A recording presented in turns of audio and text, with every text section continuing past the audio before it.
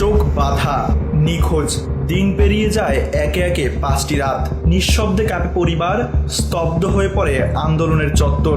এভাবেই হারিয়ে গিয়েছিলেন বৈষম্য বিরোধী ছাত্র আন্দোলনের দুই সমন্বয়ক আসিফ মাহমুদ ও আবু বাকের মজুমদার। 2024 সালের 24 জুলাই নিখোঁজ থাকার পর হঠাৎই সন্ধান মেলে তাদের। চোখ বাঁধা, আতঙ্কিত, নির্যাতনের স্পষ্ট ছাপ। তারা জানান, অজ্ঞাত পরিচয়ের লোকজন চোখ বেঁধে তুলে নিয়ে যায়, চাপ দেয় আন্দোলন থেকে সরে আসার। চলে দিনের পর দিন শারীরিক ও মানসিক নিপীড়ন। সেই দিনই রাজধানীতে কিছুটা শিথিল হয় কারফিউ, খুলে দেওয়া হয় অফিস, কিন্তু থেমে থাকেনি দমন নিপীড়ন। ইন্টারনেট বিচ্ছিন্ন, রাস্তায় রাস্তায় আতঙ্ক। জুলাইয়ের 24 তারিখ এক বিভীষিকাময় অধ্যায় হয়ে ওঠে। এই দিনেই আইন শৃঙ্খলা বাহিনীর গুলিতে নিহত হন রিয়া গোপ সহ আরো অনেকে।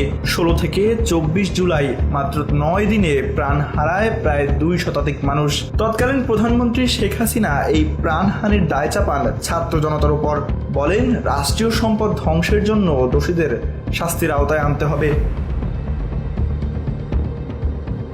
জাতিসংঘের লোগো লাগানো যান ব্যবহার নিয়ে প্রশ্ন উঠলে আওয়ামী লীগের মুখপাত্র হাসান মাহমুদ বলেন, লোগো মোছা হয়নি, ভুলে রয়ে গেছে।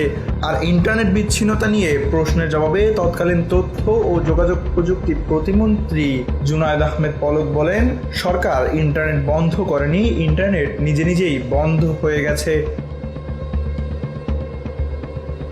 আজকের 24 জুলাই তীব্র এক স্মৃতি ফেরায়।